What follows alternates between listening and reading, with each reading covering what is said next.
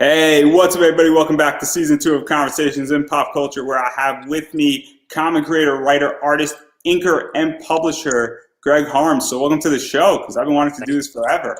Thank you. Yeah, we've been talking about it for a while, so it's finally good to get on here. Yeah, we've been talking about it for almost like 8 months now. So I'm very excited because you got a lot of stuff going on with Third Empire, and obviously there's a Kickstarter that you're publishing that you're a part of, Mojo Rising. No talking about Travis Gibb. We just don't talk about him. He's just really, that Cthulhu stuff. No, I love Travis. I want to make that clear. He's great. He's helped us out a lot.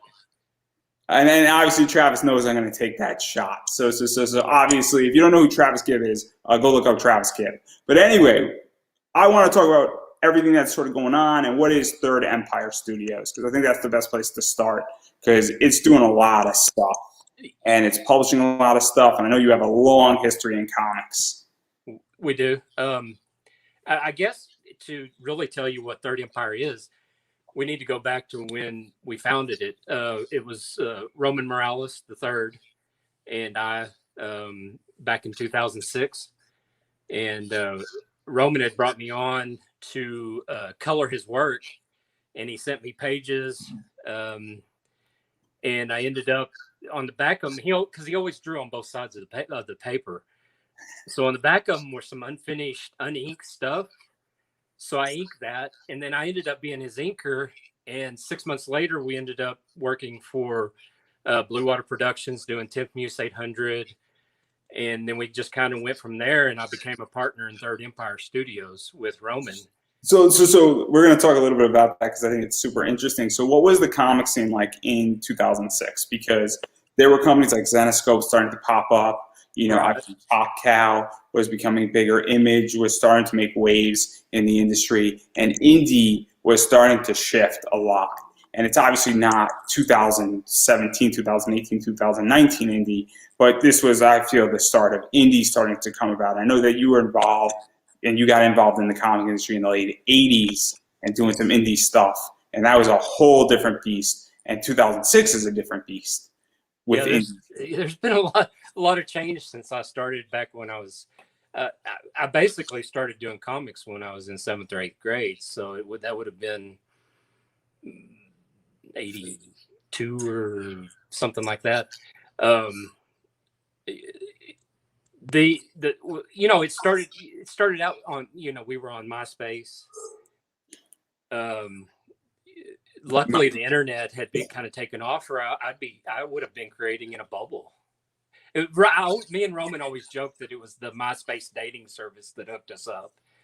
It wasn't, but anyway, we always joked about that. And to even go further into this, because obviously you were creating stuff, inking stuff, and then come 2006, what was the entire comic industry like? Because we had the entire crash in 1999, 1998. Obviously, people have books, and they bought cartons of books that are worth like 10 cents now on it because Sony were printed. Obviously, a lot of stuff sort of happened with Malibu Comics, and then I guess comics started. Marvel survived bankruptcy, and obviously comics started coming back in 2006. I think Civil War was starting to come around with Marvel, and comics as a whole started to shift, and indie started to shift with it. And then you formed a publishing studio with Roman, and obviously that friendship. And what was that like in forming that, and where did that idea even come from? Because that's a unique concept back in 2006. It was really just it was just organic. It just, because of our friendship, we decided to take off with our own projects. And we joined, I joined the Third Empire, and then Keith Braun, we brought him on as a letterist. So it was just basically kind of an organic flow to the stuff because we were already producing our own work. Roman had we were redoing his Lynch Mob that originally. Get to that. We're going to get to that. I promise. So we were working on our own projects, and so that it just kind of organically grew from there as a publishing company. And then obviously, let's get to Lynch Mob, because Lynch Mob was originally published in the 90s from Chaos Comics. Right. And Lynch Mob is a crazy story. We got a bunch of ragtag, unlikely heroes, super team, essentially, Right. tracking down a bunch of bad guys and a bunch of bad creatures. And it's crazy. And in many ways, it was ahead of its time in the 90s. It was. It was the in your face. And it was ahead of its time, but it was behind. It was also a 90s throwback to in your face, punch them in the, just in your face, punching. It wasn't soft, is how I describe it. When you look at it, it wasn't a soft book, No. and then and it's not PC correct. And Right. I think people really like that. And then people like that in 2006. I like it now in 2021. I like things that are raw, that are gritty, that there's some bad people, and well, you got to take care of them out any which way you can. And so what was that like, getting to work on a book that was from the 90s, I guess, getting control of it, taking it back from a company that wasn't no longer interested or went out of business or became defunct, and then saying, hey, we're going to do this right, but we're going to reboot it, also keep some of what was already done and put it out there. Because that's kind of cool when you get your baby back and say, hey, this publisher wanted us to do A, B, C, and D, and we want to be like B and C in this. We got to change A and D in it, and we're going to do it the right way, and we're going to do it the better way. And obviously, both of you were better at inking and artistry and writing and all that stuff at the same time. You could fix those mistakes. Well, Roman loved getting it back. If he hadn't have passed away in 2018, we actually had eight issues drawn, and he had went back and redrawn issue 1 through 4, and he was in the middle of issue 4 when he passed away. Otherwise, you would have had another rock'em sock'em in your face 90s throwback, just a throwdown of superheroes and all these bad guys. And what is that like? Because it is nice to go back to an era when comics, some of them were good in the 90s and some of them were horrendous. But even that drawn out, just fighting style, I'm a big Japanese anime fan and manga fan. And there's certain shows that I always go back to that are those drawn out hour-long fights. And it's just like, how much power can we go in? You just go bigger and bigger. And it's like, at the end of the fight, everybody's bloodied up. Right. And I love it. And I love it because it's just raw and it's just given to me and there's nothing being held back. And that's what this comic is. It's kind of nice. I'm a big Zenesco fan. It's good girl cheesecake art. And I know exactly what it is. And I love it. I just backed the cards of Double Impact. There is full frontal nudity in that book. And I love it. I love it. I think it's great because it's brilliant. And it's just so like, we're not playing PC anymore. And what is that like to have, I guess, the perimeters off and get to do what you want to do and actually tell stories and not have to worry about being appropriate? Well, we tell the stories, and a lot of the stories had some kind of moral to them anyway. It may have been, they may have been all bloodied up and beat to a pulp or whatever, but at the end of it, they were still standing. And they were still moving forward. They were still a team, and they were, you talked about the scenes and how you like the manga and all that. Roman, his splash pages, he loved those because he built up, and then all of a sudden you had a splash page that had every one of like the Lynch Mob, the bad guys, and every one of them was engaged, or somebody was. One of the shark might be ripping somebody in half, and somebody might be getting punched and bashing into a car, or somebody might be getting hit with a telephone pole. It's just the old kind of the 90s bash them up type in your face stuff. So. And I love it. I love the entire concept. I love what I've seen of it. I love the first issue that I've read. I haven't gotten my hands on the other stuff. I'm not going to pretend, but what I've read of it, I love it. And I love and I think it holds up really well today. I think things like this, hit a need, and there isn't this stuff out there. And it's starting to come back in a lot of ways. Right. And it's nice to get some of this stuff, back in the 90s and then getting to redo it. And I love it. And then obviously. Back then, Brian Pulido was just getting started. Roman was just getting started. They were doing those conventions in California. They were doing, all of that. They're pimping out their work, all that. That was when that 90s good girl, bad girl movement was getting started. Roman Some was right double there impact. with Brian Plato with it. Ricky Carlino was part of that group back in that with Double Impact. That was selling 1 million copies in Greg the 90s. Capullo did covers on it.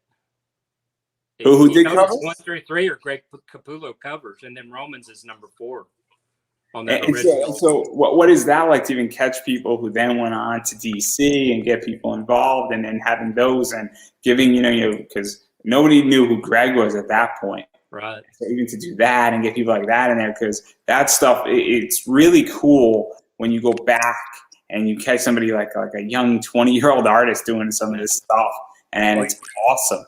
Yeah, and it doesn't really look like his work right now. I mean, you can see the beginnings of it. And when me and Roman were talking about doing the book, we wanted to possibly get Greg Capullo to do an alternate cover for it. And it never panned out. And of course, Roman died in 2018. And that's when I stepped into the publishing role of Third Empire. So we're going to talk a little bit about that. So I'm going to say this. I'm going to throw this out there. If I want to get Greg for an interview, I know the exact path now how to do it. Find one of those early books, get it graded, sneak my thing in. Because whenever you bring somebody something old and old school, they always say yes. It's amazing. It's the oldest trick in the book to getting interviews. It's awesome. I brought David Finch a really cool book of Cyberforce that he did back, that he only worked on a few pages, and he's flipping through it in front of a line of 50 people behind me. He's like, no. He's like to everybody behind me, you guys can wait. It's a really funny thing. And then he drew something on my book for free. It's awesome. I was getting graded. Really cool story. But we're going to talk about you stepping into the publishing realm in a second, but I do want to talk about Midnights as well, because that's basically Star Wars with 250 characters and freaking galactic war empire meets Game of Thrones. Pretty much thrown into a blender, and everybody's sort of going hard. And it's turned up to an 11. That's how I describe Midnights. And so what was that like working on that book? Because that's another book that is very similar to Lynch Mob in a lot of ways. And it takes, really, if you like Star Wars, that's an amazing book. The Midnights we're going to be putting out later. I'm actually in the process of coloring it. And I've gathered up all the artwork that Roman had done for it, the connecting covers, the original covers, the original pinups. I actually found, because I thought I'd lost the script. It wasn't anywhere digitally. Luckily, I'd printed it out so that he and I could go through the pages at one of the conventions we were at together. And I found that printout. So what is that like? Because this is something that I think that people don't understand, is that now everything is digital. Now people have hard drives. People have the cloud. You back stuff up. Yeah. I would imagine that if you're working on a comic script for a company or for your own company, every day, if you stop, you're just having writer's block, you back that shit up real quick, right? Well, when I thought I lost it, I thought, well, I guess we can print the book in black and white without any words, have it as a silent film type thing. When I found that, it was such a relief, because now we can actually give a more complete vision of what Roman was. And also, I would imagine as well that it's also a sign of respect and the fact that you're getting to put, his words in there, that you're getting to actually put what was written before and pay respect and actually do what it's supposed to be in this entire thing, and actually deliver the true story of what he intended it for it to look like, or completed. And obviously that must have been, oh man, thank God I found this type of moment. I mean, it was 2 years after I thought I'd lost it, after Roman passed, and then I actually found it, because I found it at the end of last year. So it'd been 2 years since, and I was going through some old notebooks and found it. I'll be honest, I sat there and I cried. Because this is my friend's, his work that his printout of what he wrote, So I'm assuming what you found, you retyped it up real quick, right?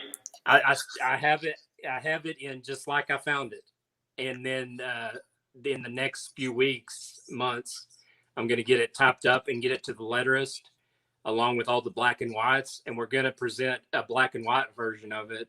And then when I finish the colors, we'll have a color version of it, and then those will go to Kickstarter. And so, what is that like to get to push this out and redo it and get it all done and get the complete version, because it is something that is kind of cool. And I don't know when Midnight was conceived, but obviously it's been a long road to get it to where it is. And it's very cool, the fact that you have now got the opportunity to do something that was, and for lack of a better word here, sort of dead on arrival to now being alive and well again and to getting out there again. Because it's a very cool thing when things change and then something comes back into play with a comic. Yeah, because I didn't think we were going to be able to do it in the version that we're going to be able to. So to know and see that we're going to be able to do that and honor Roman's memory by getting that work out is, it's pretty special. It's pretty awesome. And also, it's just an amazing story on that. And obviously, when you do a bunch of interviews, this is the story to tell about how well, the idea was sort of dead in the water, and now it's back alive, and now we get to honor his memory, and that it's just luck was on your side in many ways, and that Faith wants this book to be published in many ways, and that this book actually probably means more now because this book technically, and all the odds were most likely against you to make this not happen. It was because the computer I had the original script on was dead. I didn't have anything else, and his kids couldn't find it on his computer. So so to see that was pretty awesome. We also have two other books that he had drawn. We're going to talk about that in a second too, because I want to talk about the art, because also there's a bunch of art that's his. Obviously, the connecting covers are going to be very, very cool, and it's awesome when you get the opportunity to revive art that hasn't been out there, and that this is going to be the first time, and that art is super limited. And that stuff is awesome. And then obviously there's original art that's associated with that. And that's cool too with this book. And that makes that more special in many ways as well. And so what is that like to get to re-see this art and get to fully, say, oh man, this is his art. And now we're publishing it out there. Now we get to share it with people who are fans of him back from 17 years ago. I think or 15 years ago. My math is really bad. I'm not a mathematician. Well, it actually has been in the process. He had started it in 2006, a few pages, but he had a habit of redrawing stuff. I know I have at least 2 or 3 pages that I know of that he drew 3 or 4 times. So he had just stacks of artwork, but he always wanted to make it better. And if he redrew it, it was usually better. And he had finished drawing that in 2017 because he did some redraws, and we were actually planning on launching it in 2018, along with the Lynch Mob, the 8 issues of Lynch Mob, with the issue of Alien Skies, and with the issue of Eternal Curse. So we were going to have about 400 or 500 pages of his art coming out that year. Now we can't do the Lynch Mob because it was right in the middle of issue 4 that he passed away. So to be able to do these other books is pretty awesome. We can still get, Alien Skies is like 64 pages. Midnight's is 36 pages, I think. Eternal Curse is 32 at least. So there's going to be quite a few pages still that we can get out. And, his kids and his wife still have stacks of his dinosaur books that he wanted to put together, of his fantasy artwork books that he wanted to put together.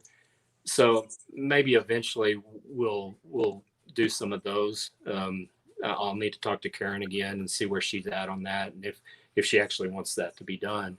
So even though we're publishing what might be his last stuff that I have, his wife and kids still have a bunch more that we might could even publish through the years going forward.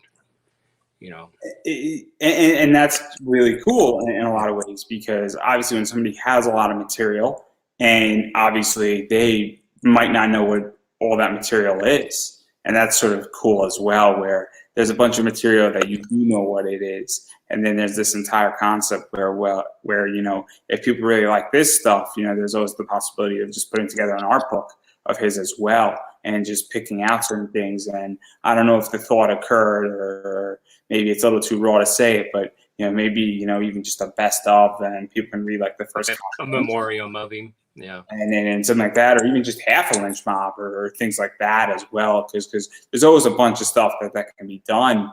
And so it's very cool to that degree that the guy has a lot of content, and that, you know, there's a boatload of art, and you're taking it nice and slow, and obviously you're doing the complete projects first, and you're getting to do, you know, Eternal Curse and Alien Sky and all that stuff. And obviously people are probably very excited because Third Empire Studios has done a lot of work, and obviously there's a lot of things that I'm interested in this stuff, because there's a lot of fans from the 90s, and indie comics has evolved, and now people want that old stuff, and they want to read that old stuff, and they want to read. I still get people coming up to me at conventions and going, "Oh, that's the so and so," and yep, it is.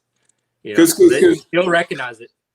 Because for people who don't know, and I don't have the list in front of me, but you did some stuff, I think, for Marvel back in the day with like a few inks. You've done stuff for all these like Kangaroo Court or something like that, and like there's a variety of stuff that you've done that is so obscure that like I don't know who knows of it, and I don't know half the titles you've done, but you've been around forever. And obviously, if you just go through a bin of 80s comics and 90 comics and early 90 comics, somebody's going to find something that you were a part of. Maybe. I did a lot of indie stuff, so if you find some of my stuff, it's probably going to be more obscure. You know, I've always been on the fringe of stuff. So, but even still, it's the idea that you have done a lot of crazy projects, and I don't mean crazy as in like mental hospital crazy, but things that are obscure and out there. And obviously, it's kind of crazy. And then obviously now you're becoming more mainstream. And obviously, I love it. And then obviously, Dead Zone is another one that's fun. And I like Dead Zone. Dead Zone is definitely my cup of tea. Yeah. Where, you know, I love. Steve Braun, our letterist, is the writer on that one. So that's it. That's his baby. That is my cup of tea, when you have a soldier who's a one-man hit army that basically winds up in a situation that is deems dire and should die, and he doesn't, or she doesn't. That is my cup of tea as a reader. And then wreaks havoc, and then everybody's like, how did this happen? That's my cup of tea. So I enjoyed that book. And I just think that book is just fun. And I like those types of stories where all hell breaks loose. Right. That one is a fun one. And that was a fun one to work on. And so I like that book, and I just like the concept of it. And then obviously there's just a bunch of other stuff that's being put out there. And I'm sure we could talk about this all day. And so obviously I do want to talk about the other side of this, because people sometimes forget that comics are a business. It is a complicated business. I know, because I'm in the middle of dealing with my own version of comic business that I can't talk too much about at the moment, but it's coming, and it's definitely more on the selling side of things. But obviously Roman passes away, and then you were a partner in Third Empire Studios. And what happened that positioned you, because I don't think you were the publisher at that point, or you didn't have those responsibilities. So when did you pick up those responsibilities, and what was that like? Because it's a very different learning curve than just being an inker or a colorist or a writer. It's a lot more responsibility, and there's a lot more trades that have to be utilized as a publisher versus, you know, just a writer and producing a book. Right. Well, you know, I've always kind of had my own company anyway. So I when I stepped in with Roman, I kind of behind the scenes, I kind of did that anyway. and after he passed away in 2018, I actually had taken a year off, and I didn't know which direction we were going to be going. I didn't know even if I was going to be in comics after that. And then I approached his family, and they basically said, yeah, we would be honored that you step in and take over as publisher. And that was in 2020. And so in 2020, I kind of kicked off what Roman and I had been talking about doing, which is becoming a small publishing empire. I love it. I love it. I love it. I got to slide that in there. You wanted to use that pun for a while, didn't you? Yeah, I've been waiting on that. That's on my notes over here.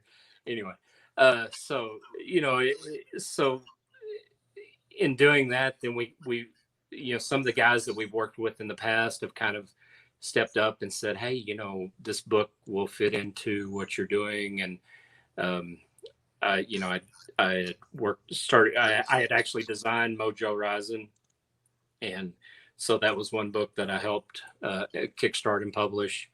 We're doing the Creative Nights anthology that's going to be kickstarted here next month. And then my own projects. Yeah. So I don't want to get too far ahead, because obviously I do want to talk about the publishing side. So obviously you've run companies, you've got a newspaper, and you've done things like that. But 2020 hits, COVID hits, wrecks every Comic-Con, wrecks a lot of stuff. Nobody knows what the hell's going on in America for pretty much the first 9 months of 2020. I started a publishing company. Exactly. And then obviously nobody knew how, Kickstarter was going to react. And Kickstarter got very interesting in a lot of ways. And I know and I'm not too sure how you feel about this person. And I love this person, Tom Hutchinson. Oh, yeah. From Big Dog. I love it. I've known Tom for years. I love Tom. I think Tom is great. Tom's been good to me. He's been on twice. Some people, they go one way or the other. I get it. But one of the things that he was explaining to me is that in 2020, more projects got funded and there was a higher success rate with more people being on and more projects happening. Now, those projects might have only been asking for $500. And then the other thing about that, which I don't know, is the concept of, well, if a project was doing 30,000 and had a goal of 20 and it only did 25,000, did more projects get funded, but is there lesser of a goal that they reached their funds raised? And those are legitimate questions, because Kickstarter can be measured on a lot of ways. So how did you react to Kickstarter? Because I don't know if this was your first round on Kickstarter, or what was that like? Because that was very much, nobody knew how it was going to react, and a bunch of people held off.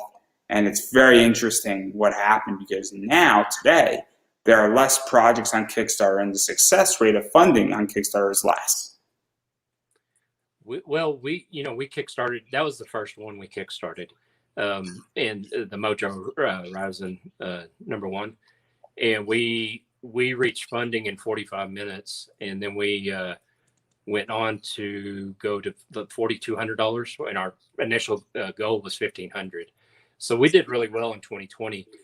This one we did this year, we've actually done more than that one with actually less people. And I think 2020 did kind of have more people were there on the computer wanting to get something to make them forget all the craziness in the world.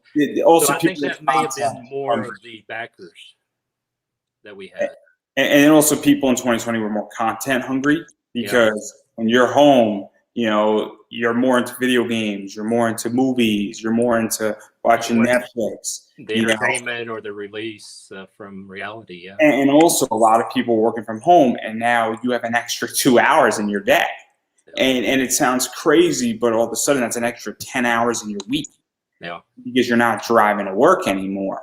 Or you might even have more than that, because you're not driving to work, you're not going out to dinner, and now you have a lot more time, and you realize that, oh snap, it's 8 o'clock and I accomplished a lot today.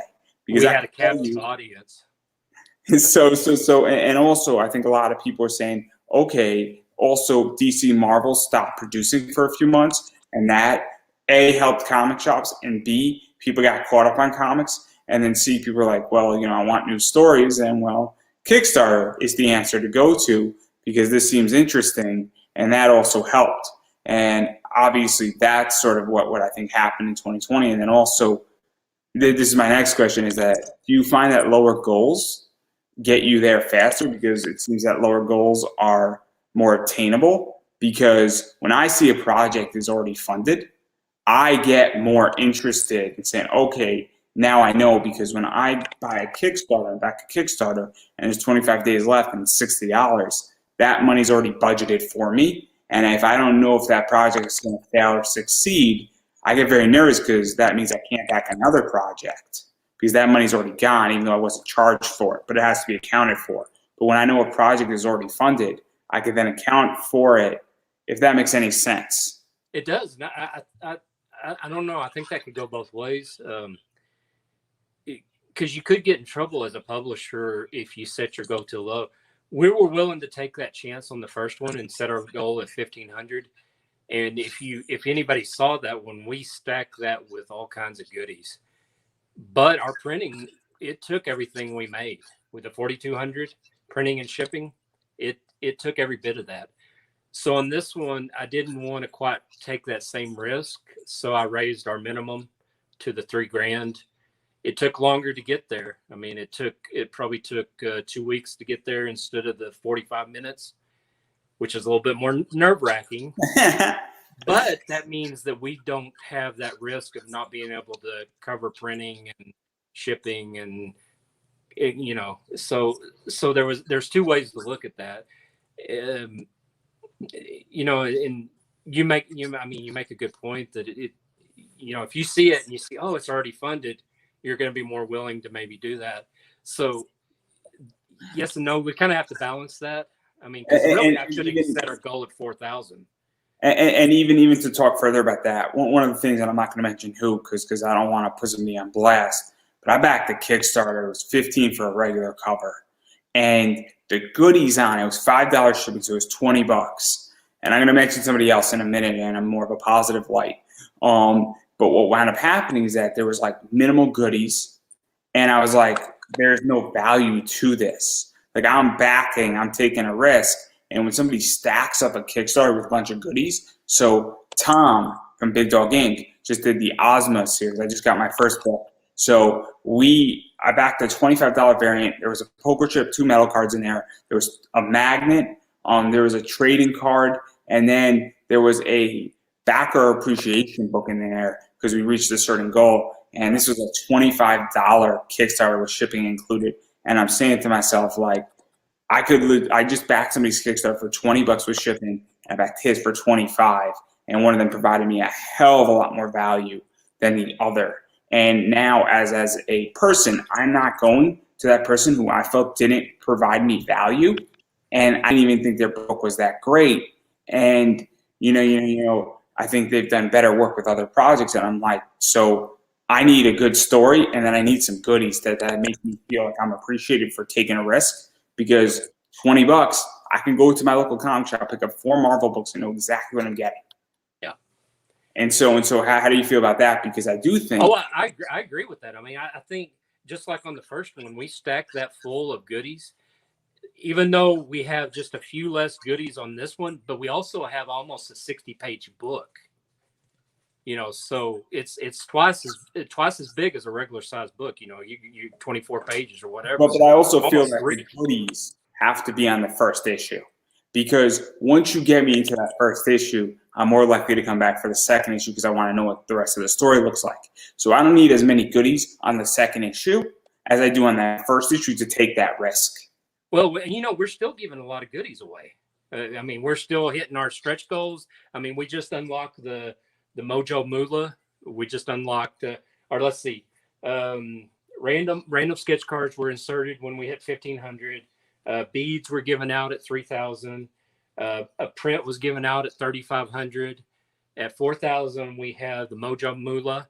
But we also do milestones, which are backer counts when we get certain number of backers, and that unlocks certain things. So we've done some giveaways on that. And so we're still doing the same basic thing as what we did with the other one. We just stretched that first goal out a little ways. And I think it's so important, because that's what gets me excited, is that it's kind of like, if you're going to charge me $15 for a book, it's a lot of money. Yeah. I mean, I'm a Zenescope fan, so their variants go from $20 to $25. Yep. And I buy and sell their books, and I know I can make money on it, and I like variants, and I got no problem paying for a variant. But if I'm paying for a variant on an indie publisher, and I understand that you don't have, as an indie publisher and a Kickstarter, you have the same funds that a company that just sold over 15 million books has. I get it, and I'm very, very understanding. But you got to make it so that, like, there's something in there that's bigger than just the book. Especially for a regular cover, $15 is very expensive. And I'm not saying that I know how much it costs to print a book. I'm entering that space now, and I can't go too much into detail, but I know exactly how much it costs to print prints. I know what these costs are. So I'm very sensitive to it, but at the same time, and I got no problem spending money, but you got to give me those goodies. And I need something that makes me feel that. Well, I mean, you want to have the value. I mean, it's really about value. Do you feel like what you're spending on my Kickstarter, I'm giving you the value back? And we always hope, I mean, that's our plan. That's what we try to do. The first book was 36 pages, I believe, with it had backup story. This one's going to be close to 60 pages, 51 pages of the main story. And then I have a backup story in there. So you're looking at almost 60 pages. There's going to be an Ashcan edition that's a 12-page, that's in there. So, just page count. Plus, we give you the bookmarks, the prints, the different stickers, and different things like that are being unlocked and then being unlocked with the milestones. My favorite thing in a Kickstarter is two things. I love metal cards and I love magnets. I love magnets because I use magnets. Yeah. I like coasters. We had magnets on the first one. I love coasters, magnets, and metal cards. Those are my three favorite items in Kickstarters as rewards, because I utilize them extensively. And so I like that stuff. I like bonus comic books as well. But obviously to even go further into Mojo Rising here. So one of my favorite things that you did with this, and I don't know whose idea it was, is with Travis. You guys have a matching cover set, and that's a really number one. Travis actually had approach us on it with the connecting covers. Yeah, with Voodoo Nation and Mojo Rising. If they would have been kickstarting the next Voodoo Nation, which is coming up, so if you like the Voodoo Nation, go ahead and hit that notify me, because they're about to kickstart their second one. But yeah, Travis had approached us and said, "Hey, we'd like to cross promote." And then Luke Stone threw together the artwork. I inked it, and then I forgot the colorist. I always do that. Anyway, he colored it up real quick, and we threw it on there. I mean, we had like 10 days left or 14 days left on the crossover. So we promoted the heck out of it. And Travis really helped us on the first one with that cross promotion. And then he helped us on this last one by spreading the word on it. So I can't say enough about Travis, that he's a stand-up guy, and he's really helped us a lot. He's great, and he's pumped me up too. And his favorite thing, and Chuck Pino too, is Andrew's a really good interview. He has a secret technique. He actually does his research. Yeah. So I always appreciate that. And it's this new concept, guys, of called doing your homework on people. I know. Generic interviews, they're fun and all, but it's really important to actually dive into stuff. So obviously, though, I love this connecting cover. I don't know if they're all sold out now on the Kickstarter. We have, I think, 5 left. I might be snagging one of those. You know, my mom will kill me. When We actually have an add-on or a tier on this one, but that's all that's left because Travis is sold out, and this so is left of our stock. I might be snagging something on that, but yeah, I gotta go check my bank account first. So I'm not making any promises. But if I get it, I'm definitely gonna be posting it on Instagram for everybody. They're really cool because I love connecting covers. I love J. Scott Campbell's Spider-Man 700 and Superior Spider-Man Mary Jane connecting cover, which is awesome in its own right. But that's not about you, so we're gonna drop it. And obviously, Mojo Rising 2 is coming out. And well, it's kind of getting fun with what's going on where basically somebody wants revenge. Ringo wants revenge on Mojo. Yep. And Ringo basically got an ancient, powerful artifact and should be dead, but they're not. and it's on like Donkey Kong. Yep. So what can people expect with this? Well, Ringo, he likes to take people's heads. So we actually have a tier where you can back the tier and you could be drawn on the cover. There's 4 spots. You could actually be drawn as a head on a spike. So there's only 4 spots. So, and I think one of them's taken. So just 3 spots left, but you can be drawn. But Ringo likes to take the head of his victims or of his people that go up against him, of his opponents, of his the people he doesn't like or whatever. Or if they look at him crossways, he'll, he's a crazy guy. And Mojo and he used to be friends. And through a series of events, he got trapped in a temple that had collapsed. He was kept alive by a relic that was in there. And then when the big war released the magic, which you saw in #1, the release of the magic went flooding back to its origin. Well, it caused a flux in the magic, which awoken a Ringo and actually granted him more powers. So that's where we step in with issue 2. And Ringo's coming after Mojo. And it's on like Donkey Kong. That's all I'm going to say. That's all I'm going to say. I've obviously read Mojo Rising 1. I know what happens. I don't know what happens in issue 2, but it's on. And it's going to be a very interesting fight with Mojo and Mojo's team of unlikely allies, for lack of a better word here. And so I don't want to ruin too much about what's going on, but it's going to get good in New Orleans. It is. And I have to mention that, Manuel Soto drew it. Raj, and Artex colored it. Raj and Manuel co-plotted it, and we brought on Damian Starr to do the scripting on it. And then Damian is actually going to stay on with us and work on all of the Mojo Rising properties and kind of keep things in, keep everything in order, from Juju to the Mojo to any spinoffs to the origin with Jim O'Reilly. So he has kindly stepped in and is helping working with those other guys. We have Keith Braun on doing letters on those. So it's pretty cool. The art team is pumped, and the book is. I think there's 9 pages left to draw on the 50 pages. So by the time this is done, it should be ready to send off not too long after that, by the time we get the money from Kickstarter, and then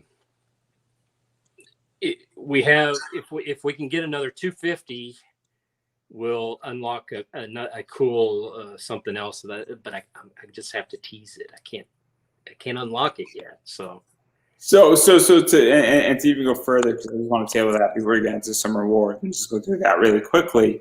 One of the things also is that this is with Outlaw Studios. It is. This is a joint project.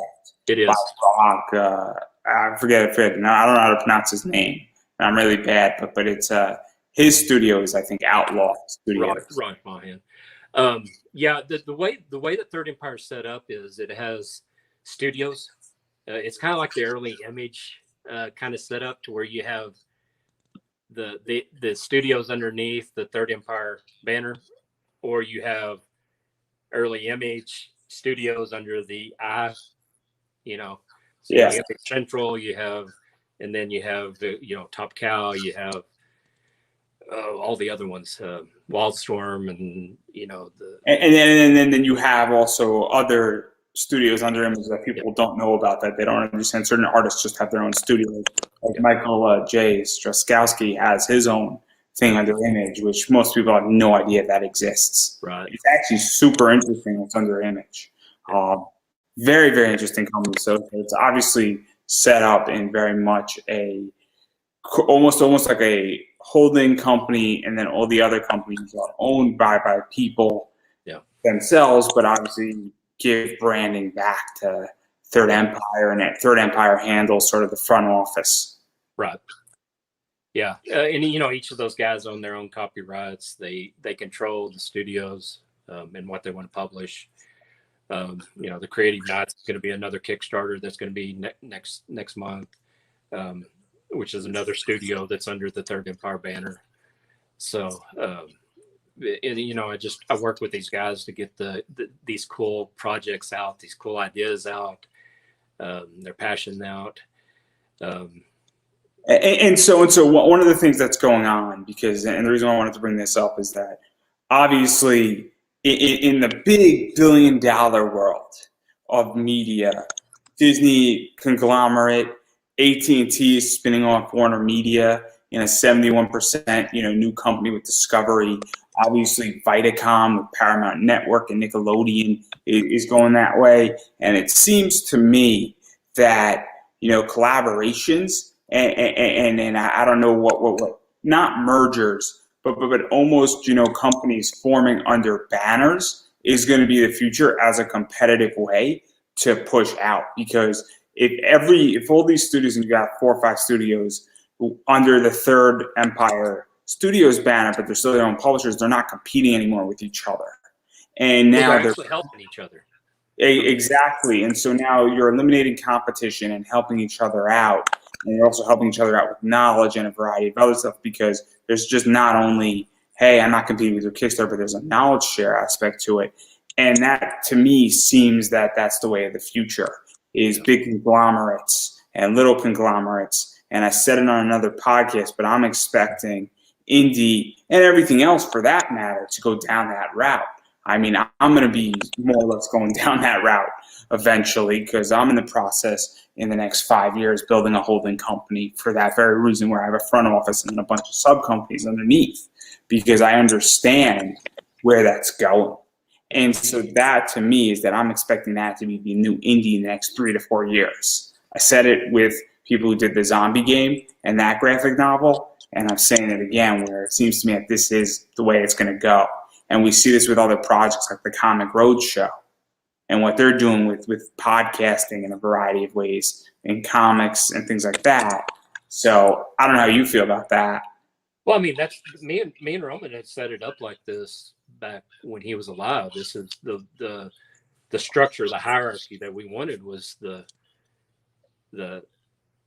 umbrella ahead of you underneath it. In many ways, because that's what it seems like in 2021, and big corporate media and big corporate conglomerates. Legitly, I mean, the AT&T thing is the biggest news, and that was announced on Monday. So we are 3 days out of a $200 billion company announcing. I mean, if that doesn't affect indie, I don't know what will.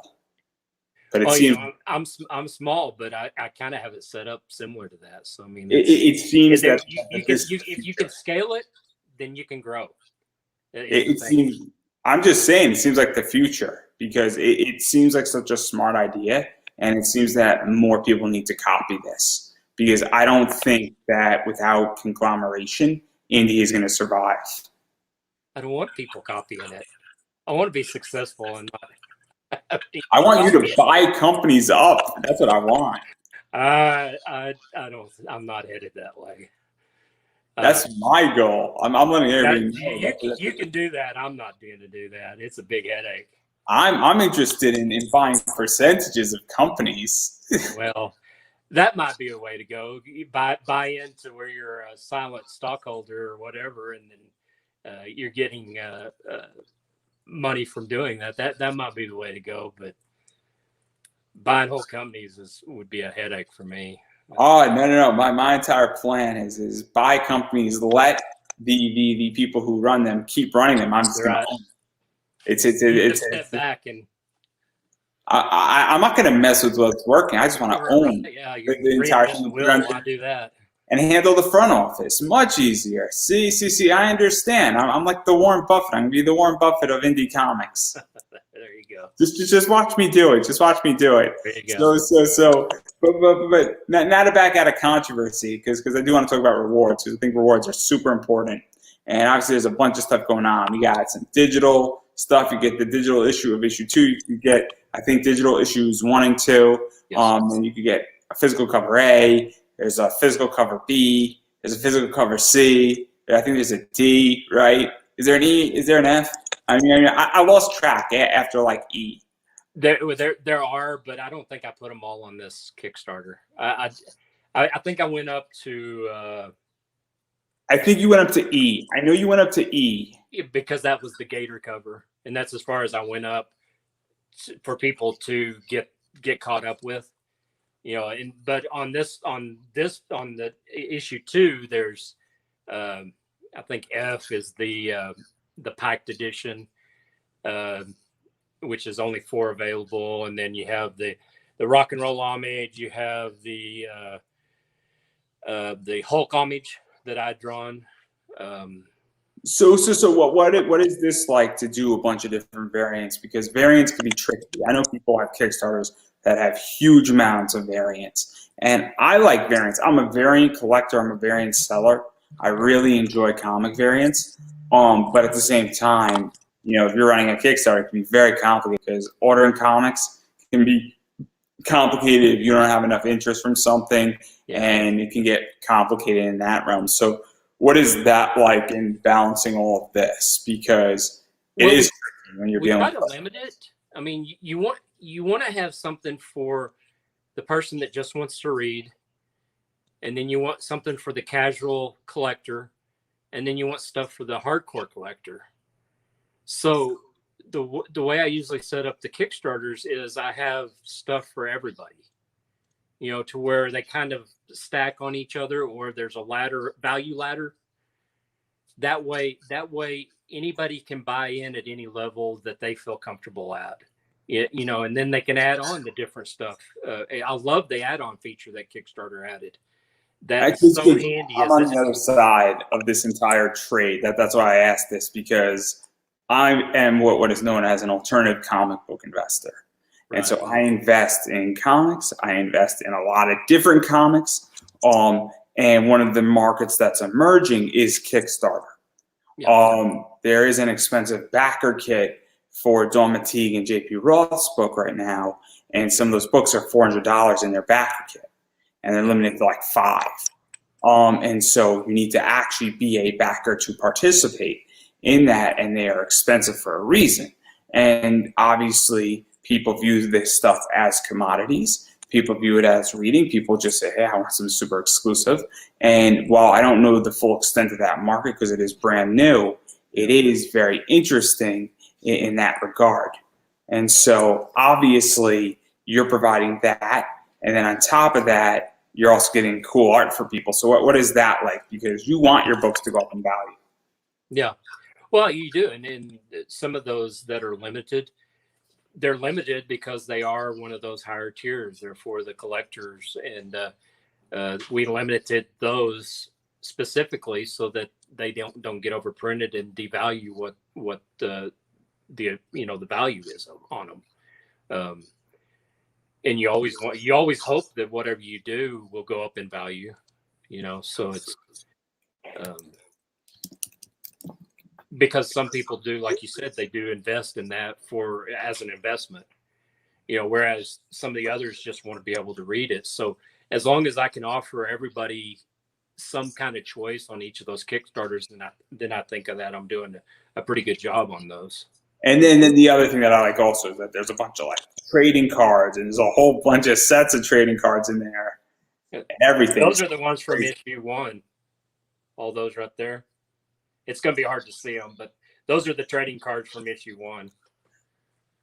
And so I'm a metal card guy. I love metal cards, but I like trading cards. I love that type of stuff. Obviously, a lot of people do. For me, it's reminiscent of when I was collecting baseball cards and all that stuff, and it brings back memories. I'm 28, and I know that sports collecting is huge right now, and card collecting is crazy. I mean, I don't know if you know what's going on with Target. Oh yeah, but they're now not selling baseball cards anymore. Because people got crazy about it. Legitimately safety concerns, and it's crazy. I never thought that baseball cards and football cards and Pokemon cards would be a threat ever. So it's kind of crazy with that regard.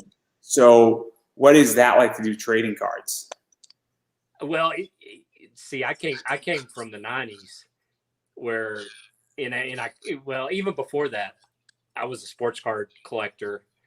I was trading cards of any kind. I collected the Marvel cards. So for me, that's something I enjoy, those trading cards. So that's why I put them in there, is because it's something that I enjoy too. Plus, it's a nice little way that you can introduce your characters with a bio on them. So I could give those away to a kid or a teenager or whatever at a con. They know the characters, and they may come back and say, "Hey, I'd like to pick up that comic book." Or even if somebody is at a con and then you just slip it right into their book, it adds value. Yeah. Because there's a saying where you either have to be the cheapest, the most expensive, or the most valuable. And that adds a level of value. And adding a level of value is very important, because if somebody is giving me a free comic or a free trading card with the comic, I am stoked about it. And so it changes it, or prints aren't that expensive to produce. And so if you're buying a for $50 worth of comics and you throw me a print, I'm thrilled about it, because it makes me feel special. Yeah. Which, I mean, we on that first Kickstarter, we had 12 or 13 different prints. This time we don't have as many prints. We have a few more stickers, and of course we have bookmarks, the Mojo Bucks. We're giving away one of the tiers. You get one of these cool water bottles is going to be given away,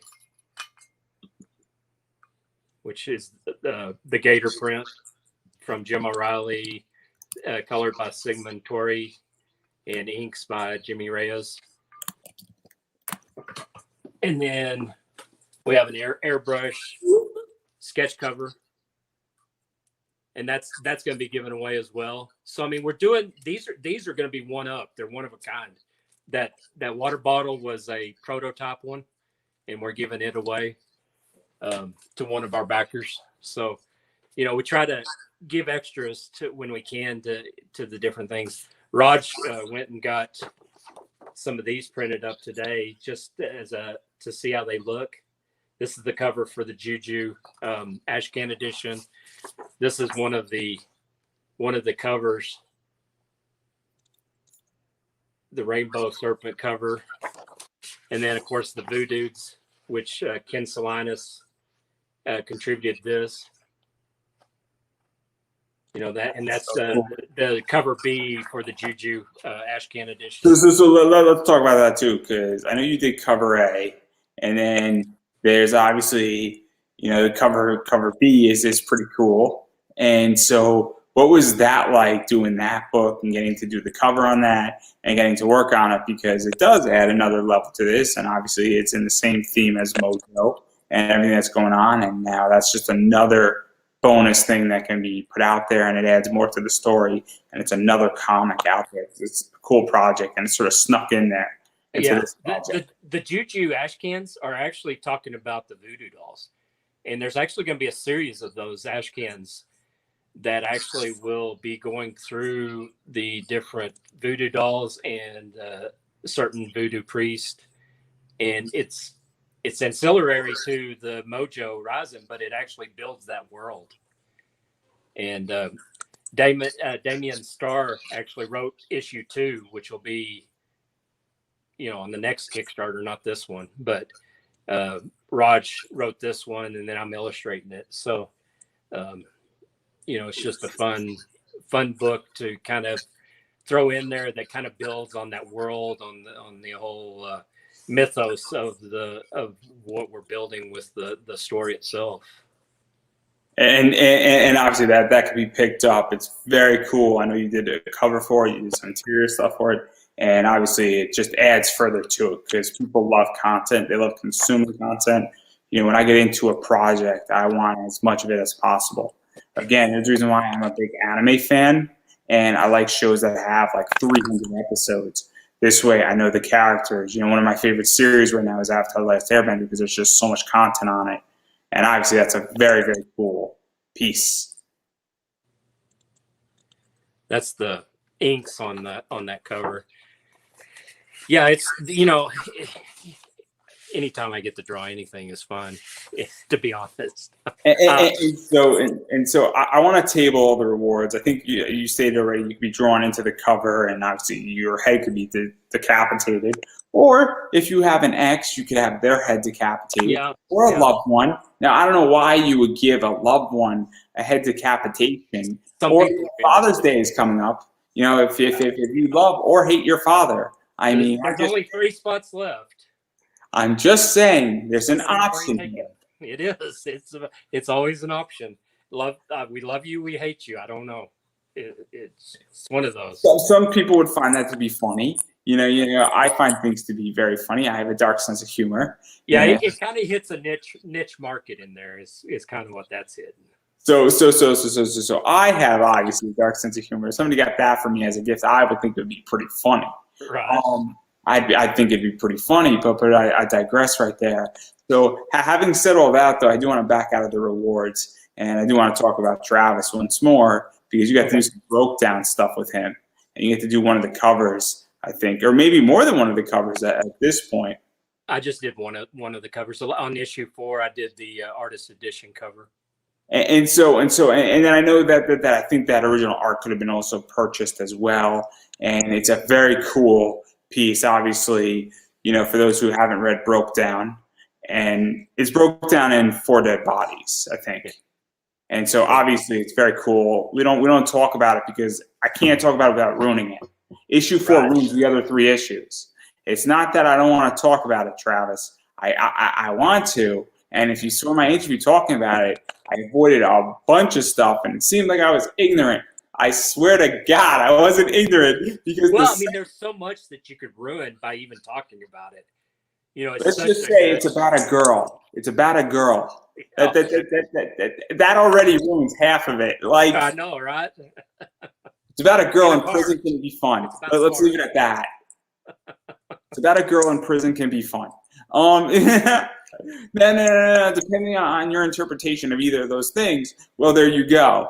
That should give enough clues. But what was that like? Because obviously Travis is wrapping this up. Everything is neatly covered, and this is a cool book because an artist edition is a premium product. So you're not just doing a regular cover; you're doing something that's more premium, more gradable, has more of trying to get that 9.8, 9.9 if you're going to go get it graded type of thing to it. And so it's kind of cool when you, as an artist, I would imagine, get to do. It's a huge honor to get for Travis to have asked me to do that. So you look at the previous artists that worked on the artist editions. You have Jim O'Reilly, and I can't remember the other 2 guys that did 1 and 2. But there's a great bunch in just the regular covers.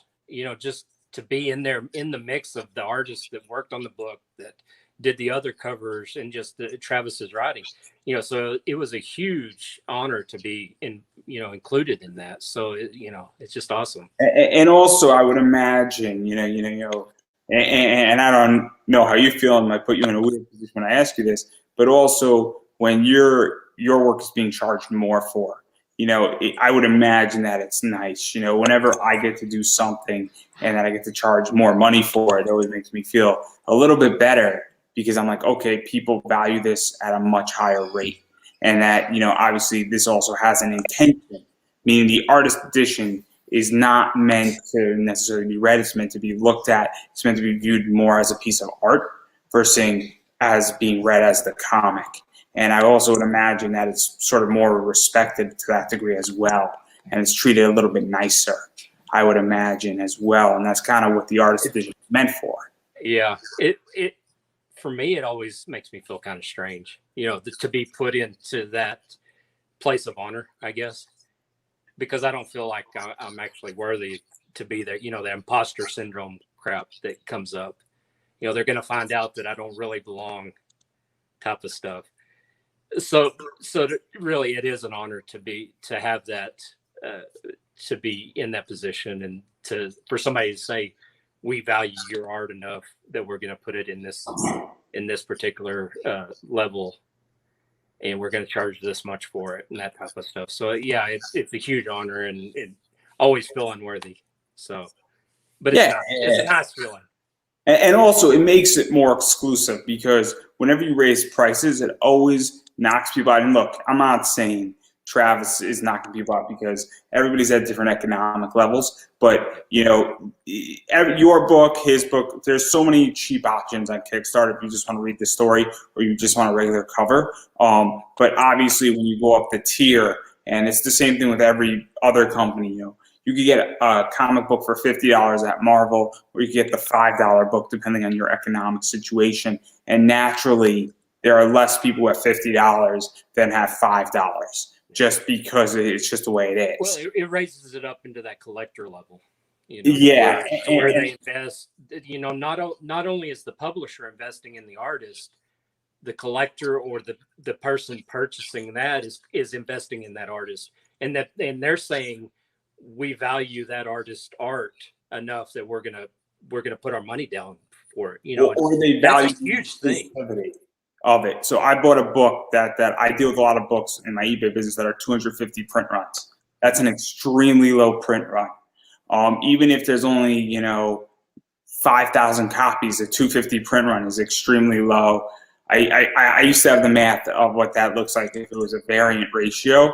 I actually don't have it off the top of my head, but it's very low. It's very low on that front. And so obviously I value exclusivity, and this becomes more exclusive just by nature, because I don't think Travis is printing out artist editions after Kickstarters either, which means that it's also exclusive to the Kickstarter. Yeah, what he sold and what he overprinted, and then what he printed to give to me and for himself is pretty much it, I believe. I think it's, I'm sure 100, 250, something like that. I'm sure he has some to sell at cons, just because that's just the way it works. Yeah. But I know with like Cthulhu Invades Oz, there was definitely some books that he overprinted, because obviously I would imagine he wants a few for himself, and he obviously wants to bring some stuff to conventions. And I will say this though, is that you can get all this stuff for the most part digitally, from what I understand. So if you just want to read the story, like Cthulhu Invades Oz with Travis is always available digitally, because digitally doesn't cost money to print. Yeah. So I know the one I backed on his last time was the catch up with everything he's done. So I pledged to that one, and I'm going to get like 7 books or something like that. So it's going to be the complete broke down. It's going to be the Oz. It's going to be some of his other stuff he worked on. So I know he offers that on different Kickstarters, and I'm kind of stealing that from him, because I'm kind of doing that with the Third Empire, to where you can get our package of stuff on each of the next Kickstarters. So I'm stealing that from him, to where you can do a catch up with the whole thing. Well, I don't know what I'm going to do, and I'm going to be stealing a lot of ideas from people's Kickstarters in my eBay business. But I'm going to be adapting a variety of things. But obviously, there's a lot of cool stuff, and obviously, I do want to touch upon that book, and I wanted to talk about it because I think it's super important in that regard. I know that you've worked on a bunch of different people's Kickstarters as well. I don't have the list. I feel so unprepared, and I will admit when I'm unprepared. But I know that you got a lot of stuff going on, whether you're inking somebody's stuff, or you're doing a cover for them, or you're doing some project for them, or you're just helping them to publish the book. Obviously, there's a lot of cool stuff going on with you. And one of the things I'm really excited about is I'm working with my wife on a children's book that is going to be coming out next year. And she actually has 3 or 4 of them written. Thomas Clements is going to be doing one of them called Purple Town. I'm going to be working on one called Tangled Hair. And those are really exciting, along with the Roman books that I'm going to be putting out, and then all the guys that I'm working with on others. Oh, but man, you people are it's making me feel exciting to work with my small. wife on that stuff. So, Man, I hate interviewing all you people. You people make me feel all small. Like I'm so unproductive. I got like a page written in my book. It's terrible. I've had a lot of years to get to this point. I I have just turned 50 this year, so I've had a few years on you. I have 15 pages written in my book that I want to publish. That is a essay book on a particular topic, and I have been slacking. But in my defense, up to this date, this is number 69 interview wise of this year. So I have been interviewing mad, and it is May 19th. Right. You bust your hump on getting all these interviews out. That's crazy. Somebody said to me, "Oh man, 150. You're not going to do 150 this year," and here I am. And I'm almost halfway to 150. So it's pretty crazy what I'm doing, but man, that's crazy with everything that's coming out. So I don't want to push too hard on every other project. We just covered a lot of ground, and I feel old now. So we just went through like 40 years of history in a very short amount of time. Yeah. But I do want to talk about Kickstarter because obviously we've been speaking about it and a lot of interesting stuff. I am in the camp that I think everybody's allowed on Kickstarter. So Keanu Reeves, Scott Snyder, Jeff Lemire, Charles Soule, Ryan Brown. I back that curse words book. I love curse words. I think the concept is brilliant. With it, it's a beautiful book, and it's a brilliant concept. It was also cheaper than me buying it in the store. It's a $75 book for 32 issues and a nice hardcover bound. Awesome. I love the concept of it. But one of my things is that I understand, though, at the same time, when big names come onto Kickstarter, like Boom Studios raising millions of dollars in Power Rangers, Keanu Reeves doing 1.2 million, Scott doing $500,000, it does suck oxygen out of the room. In a lot of ways, I feel that it also sort of comes into the house that Indy built. And my view is that they're allowed to be on there, but there are going to be consequences for when bigger corporations and bigger names come on. And I don't know what those consequences are. That's my view. It could be good, it could be bad, but there is change coming. So I'm curious how you feel about that, because there's a lot of good, but I also think there's bad coming. I don't know that it's bad. I think, okay, say you have Keanu Reeves, and say, I don't know how many backers he had, 2,000, whatever it was. I'd almost guarantee you that 1,000 of those had never pledged to anything on Kickstarter before, but now it's got them used to the system. It's got them used to going to Kickstarter and finding things. I think for those big names, just like in anything, big names are going to draw people to it. Whereas us as indies, we already have our kind of small market that we are exposed to.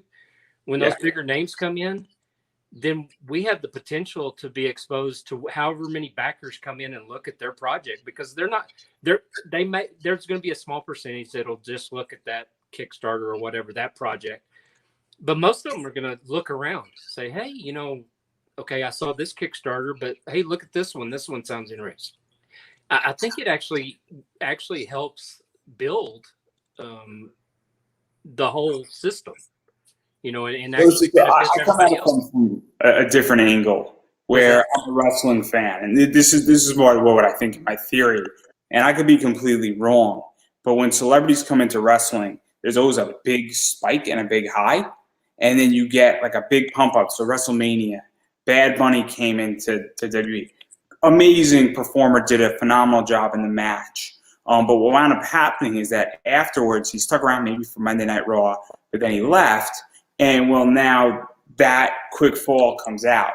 Or you have somebody like Ronda Rousey who comes in, big 6-month steam, and then she goes and leaves. And then, there's a big power vacuum that ensues. And so that's my response to that is, we need to up our game for when they do leave. We give those people something to stay for. That's why we need to have our best foot forward. We need to be doing our best Kickstarters. We need to be putting out our best ideas.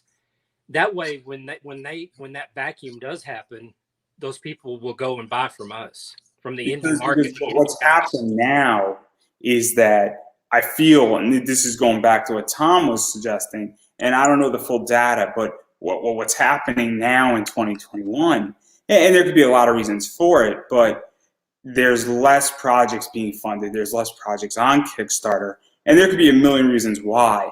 But I felt that under the theory of Keanu Reeves and Scott Snyder and all those big names brought in, and now they're not there, there's less projects on there, there's a big vacuum of a drive to be on Kickstarter, per se. And that's the whole issue, is that there's less success now. And at this time last year, there was more success when those projects were happening. And so it's a real issue, because that's what I'm going off of. Now, I think they have a right to be there, but it's that, what do you do to drive traffic back up so that it's back up to where it was last year, unless last year was the anomaly? My question on that is, was that number actually padded? Okay, say Keanu Reeves makes $1 million. Yeah. He's gone. Did the baseline numbers actually change, or did that million actually change? Because if he's not there, then there's $1 million less. But the other numbers hadn't changed. So the number of projects that got funded has changed in the same time period. So that number, and also the whole number of those smaller projects, the success rate and the number of projects was more. It's less now, and there's less success. So there could be a lot of factors in that, but I am under the pretense that Scott Snyder drove a lot of traffic to Kickstarter. Keanu Reeves drove a lot of traffic to Kickstarter. And if all of a sudden he's driving traffic and you're running Mojo, naturally somewhere in that, somebody's going to find your project, whether it's 5 people or it's 100 people. And then now when that goes away, how do you redrive traffic? Because those people are like the lightning bolts. If somebody's like, Scott Snyder's on Kickstarter, I got to go to Kickstarter. This looks awesome. And so that's my thing, is that I feel that's a real problem that you as Kickstarter creators have to figure out, saying, okay, how do we drive traffic to our project? Well, I mean, we need to stay connected to our fan base. I mean, that's, each one of us needs to stay connected to our fan base, and make sure that they're coming back, that we're putting out the product that they like, that we're putting out the price points that they like. It's our own responsibility. It's not really anybody else's to. Well, I'm not saying Keanu Reeves is responsible. I'm not saying that. Yeah. I just recognize the big driver. So when I run a Facebook ad, I know it drives traffic when I get a spike in my episodes. I understand that, and then when I don't do it, and then there's a lack of a spike, I understand why.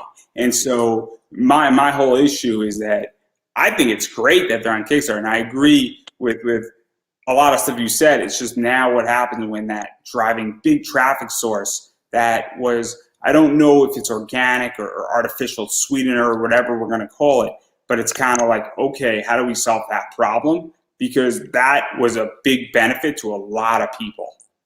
Well, you get spoiled when things like that do happen. And then when it doesn't happen, then you're back to where you were. And also, it's this idea where is that going to be the new normal when a lot more big projects happen? Or was 2020, when all that stuff happened, just sort of the odd man out? And it's a fair question. I think 2020 was an anomaly, to be honest. I think it was out of the norm. I think this is what I mean. Out of the equation and looked at the rest of the year. This is what I mean, where there are consequences, and I don't know what those consequences are. It could be that everybody got spoiled in 2020 on Kickstarter, and now we're back to a more normal position, and then maybe once every 5 years we have a year like 2020 on Kickstarter. I think that's kind of where I would set that 2020 is an anomaly that kind of happened, and we should have taken advantage of it whenever we could. I mean, I took advantage of 2020. My entire social media grew by 10x, which is amazing at a $300 cost. Which, if you continue keeping in contact and having those engaged, then it's just going to keep growing, and you benefited in the long run from it. Right now, my growth is probably about a 5x, just because 2020 was off, but 5x every year, and that growth is phenomenal. I mean, that's a win for me in many ways, is what I feel. But I'm doing some of my best work. But I digress right there, in which that because things are now shifting again, where things are opening up again. So obviously it's getting interesting what's going on. And also we're entering this summer, and when we enter this summer, this is a bad time for podcasters. Yeah. Everybody's outside playing frisbee. Everybody's outside enjoying the sun. Everybody's sitting outside having a beer, including myself. So I understand. There's a reason why I did almost 70 interviews in the first 5 months of the year. I knew what was going to happen. I've been doing this forever. So having said all that, let's talk about COVID, because 2020, this kind of leads into it, was a fucking nightmare for everybody. San Diego didn't happen. I think the last con was C2E2, the last March in 2020. I think I want to say the last major con, I should say. And things are starting to open up back again, but I feel like it's going to be a very slow, tedious, experimental process to get back to normalness in many ways. And I feel like there's going to be a lot of trial and error, and it's going to be very interesting what's going on. And personally, I'm just waiting to see where the dust settles. Yeah. Well, I think all of us had to kind of trim some of the fat and kind of see what was important and focus on what was important, and, you know, take care of our families, take care of our own health. You know, so, and I was crazy enough to start a publishing company in 2020. So, I mean, it didn't hurt for doing it. I mean, it was actually a good timing. And it also gave entertainment to people that were, you know, captive audiences. I kept you busy too. Probably was a distraction in a lot of ways. Yeah. I could tell you that for April, May, and June, I didn't leave my apartment for 3 months in the first 3 months of COVID. There was no need to. Right. And I got all my mail. I ordered food anyway. I lived in an apartment building, and I could tell you that after 3 months, the first time I left my apartment, I'm like, wow, this is kind of cool. See, to be honest, not a whole lot changed for me. I mean, I still pretty much did exactly what I always did. You know, me and my wife. The only thing that changed for me was that I didn't get to go to wrestling shows. That's the only thing that changed, was that my favorite activity to do, or one of them, was going to watch people wrestle. Yeah. Professional wrestling, not Roman Greco grappling, professional wrestling, like with the ring and all. And that was the only thing that changed for me. Yeah, it did kill the conventions for me. But so speaking about that, where do you think that cons are going? Because obviously things are starting to come back, and obviously he's saying hi. If Jim, if you want to come on the show, shoot me a DM on my page. Absolutely. But what do you think? I'll be able to tell you in a month, because I'll hit my first convention. It'll be the Salina Comic Con, and then I'll have the Enid Comic Con, and then Wichita Falls Comic Con. So those are the three I'll be doing this year. So I know cons are coming back, and obviously, you know, I actually just moved from Washington, D.C. Otherwise, I would be going in August to Awesome Con. I moved back to Connecticut, so I'm not as familiar with the con scene in the Northeast. I've been gone for 5 years. Except I did submit to a Hartford Comic Con, but I'm also, I'm also very much now trimming my fat on what I want to do. And so that's something where I'm picking what I want to do. I'm picking where I want to present and things like that. So obviously, are you shifting in that realm where you're being very selective now where you want to go? Because I know that people are now reevaluating, saying, hey, you know, maybe I'm always selective. I mean, I usually just do stuff within driving distance, and usually it shows that I'm friends with the promoters. So, or the publisher would bring me out, but since now I'm the publisher, it's me bringing me out. So, because going to a con, for those who don't know, you got to prep up material, you got to bring material, you got to stay in a hotel, you get food ads up, buying a table, you know, being at your table for 20 hours over 3 days. It's a lot of work. I haven't done it. I don't want to do it. There's a reason why I run an eBay business. I don't want to do it. It seems, no offense to anybody who does it, it seems miserable. It seems miserable. It seems like a lot of work. You have to be a road warrior. Yeah, you sure do. And I am no thank you. I got enough stuff. I present panels, and then I get to go walk around, and I have a blast, and I got a free ticket to a con for a reason. Would I like to be paid for that? Sure. But right now, it's awesome what I'm doing. I love meeting the fans and the kids and fellow vendors that I've known for years.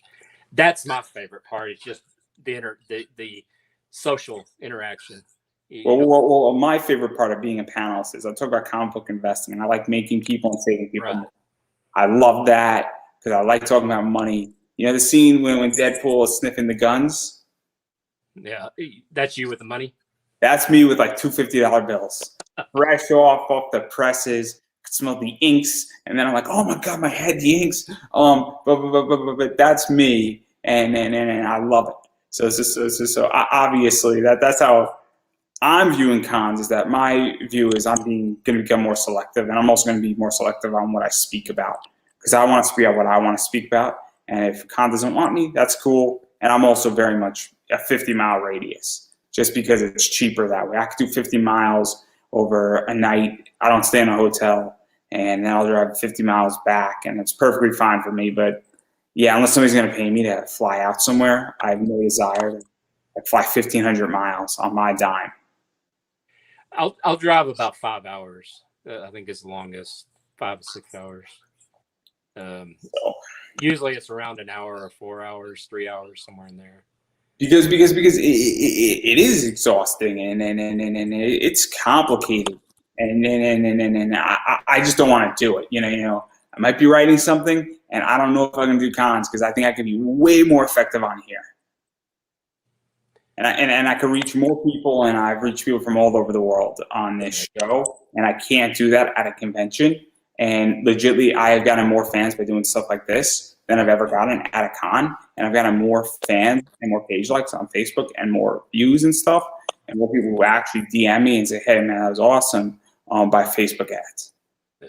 I have legitimately for $15 on a Facebook ad, I can bring in 50 page likes, and out of those 50 page likes, I get like 20 people who actually retain and watch this stuff, which is awesome. Yeah.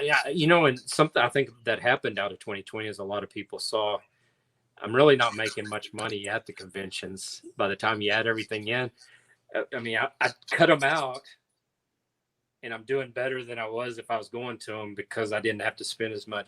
So I think a lot of artists actually kind of saw that. So they are reevaluating that, and they're going to be more strategic about the cons that they do. So Tom was speaking about this very thing where he's now becoming a lot more strategic. And I think a lot of people are as well. And I also think that these types of shows are only going to increase. I could tell you that the first 3 months of 2020, nobody was doing anything like this. I was out there alone, and I capitalized, and then come June, end of June, July, I started seeing a lot of people doing stuff, and I know people who I've interviewed immediately after the interview, a week later, they started something almost identical to what I'm doing here. Well, see, I was live streaming. I've been live streaming for years on Facebook. And I've connected to a ton of fans that way, and I've gotten commissions that way, and I've gotten jobs that way, just because, you know, I had Peter Mayhew share out my link and get, 5,000 or 6,000 hits because he shared it out, or a person off of Star Trek, because I was drawing them, they shared it out, and I was able to connect with all those fans. So I knew the value of doing the live streams and stuff before COVID even hit, because I started it 4 or 5 years ago. Every person who's into comics, where there's now been a influx, and I would say there's 50 to 60 shows like this now. Yeah. When last year, this time, there was maybe 10. That's a big spike, and probably that's a very conservative number, but I just dropped. But hey, I think COVID caused that, 2020. I love it. I'm a competition guy, because when there's more competition and I have to go to new places, I have to find new people, I have to find new marketing strategies, I have to find new people who become bigger, and I have to evolve faster and because of COVID, I was doing pre-recorded, I got into live, and then I dropped Ecamm, got into StreamYard, and obviously I'm evolving very rapidly, and it's crazy. So, Well, in business, if you don't evolve, you're dying, is the thing, and I think a lot of times too many artists sit back and they don't see the business side of it. So they get stagnant until they're forced to change. And when the status quo is messed up, then they have to change. And then they're trying to play catch up. So you're either evolving or you're dying. And I could tell you, and I can't go into too much detail at the moment because it's still being worked out, but because I did an interview with somebody, there is now a business opportunity for me to make a lot of money in a very, very, very reoccurring way. Very, very, and the sky's the limit. And because I just hit up the right person at the right time, reached out and handled it, and I can't go into it too much because we're still finalizing it. And I had a busy day and I couldn't get to getting back to the person, but it's going to be finalized in the next week, which means that the business is going to take off. It's going to be very exciting. And if I didn't do this interview stuff, it would have never happened. And so obviously when we talk about evolution, I mean, if you're not evolving, then you're going to die. Evolution is a necessity. It's either you evolve or die. Yep. And I've gone through multiple evolutions in the last 5 months. I've gone through many in the last, all 2020. I probably went through about 6, which is ludicrous to me. Because when you're doing 90 interviews, you evolve very quickly and you become very good at shit. Oh, okay. Hey, for instance, you can look at David Bowie. Look at how many times he reinvented himself through his career. It was almost every time he released an album, he reinvented himself. And if artists actually looked at that and said, hey, I periodically need to evaluate myself, my business model, the products that I do, and I may need to reinvent myself going into the next year or going into the next 5 years or whatever it is. Look at how David Bowie did each of the things that he did, going into music.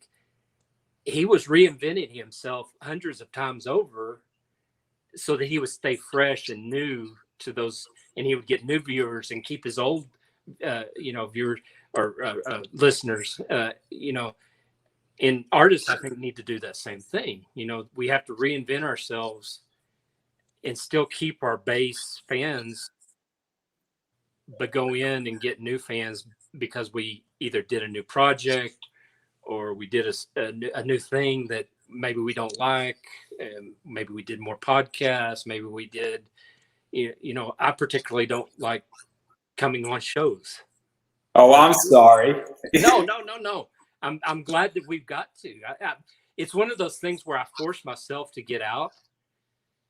And I started that in 2020 because usually when I did my live streams, all you would see is my hand on the paper. You wouldn't see my face. I didn't talk a whole lot unless people were just shooting me messages. So I completely understand your position. And because I'm the worst at getting on shows. Like, I like conducting shows. Yeah. I am the worst to get on shows because nobody wants to talk to me about podcasting. What people want to talk to me about, though, is comic book investing. And what I'm now finding is I'm reaching out to a lot of people and they're like, this is awesome. And I did a bunch of shows about 3 weeks ago. I was like, oh, this is fun. And so I'm becoming very active on the flip side of this. And it's crazy. And I think it's super important for people to now get out there. It's wild. We can't always stay in our comfort zone. We have to step out of our comfort zone sometimes. And sometimes that means for an artist that's new, that hadn't done a con, they might need to do a convention. For somebody that doesn't live stream and do their artwork, maybe they need to do that. Maybe it's drawing something that you've never drawn or writing something you've never written.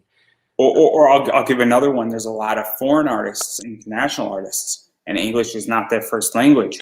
Maybe, you got to come on somebody's show who is extremely patient, who's not going to misguide you, and that you need to get on shows even though English is not your first language, because it is super important to be able to interact. And because a lot of international artists who English is not their first language, who are in the United States or even global, is your fans want to hear from you. And it's super important in that regard.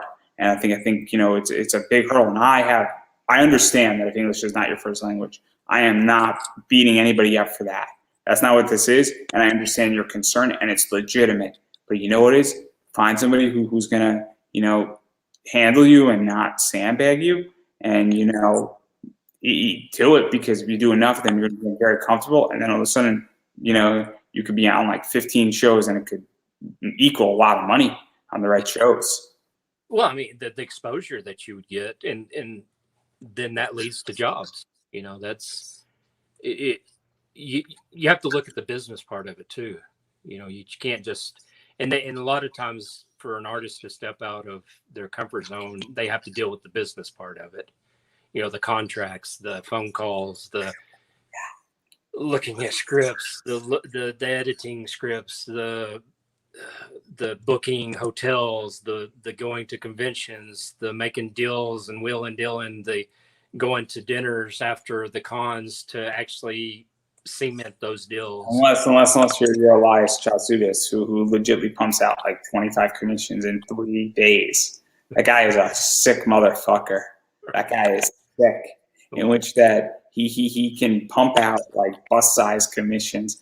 And I think I was at a con, I got one from him. It's an awesome book, and I love it. And he needs to come on. I'm working on him. But anyway, he pumps out because his commission list gets filled up like 25. He does all 25 in 2.5 days. He doesn't he goes back to his hotel and he just pumps them out. It's amazing. It's amazing. He's a sick motherfucking artist, and he's amazing, and it's unbelievable. And I think he does covers for companies in 4 to 6 hours. And I'm like, how do you do this? How does your brain work this way? My brain does not work this way at all. If my brain can work 100th the way his does, man, I'd be a phenomenal artist. Right. 100th is all that. There's so many great artists out there. It's wild. Yeah, it's crazy. But on that note, I do want to give you an opportunity to promote yourself, because obviously we're talking about a lot of other people, and covered a lot of your work. So obviously, where can people back Mojo Rising? I think I put the link up above. Obviously, where can people find your other work and pick that stuff up? Where can people find you on Kickstarter and follow your Kickstarters? Obviously, Voodoo Nations are going to promote as well, and a variety of other people. So. And social media, obviously, Instagram's the big one for a lot of artists. ArtStation is another big one that's super important right now. DeviantArt, I don't know if DeviantArt is still around. I'm horrendous at this. I've been on there for years though. Hey, there's Marianne.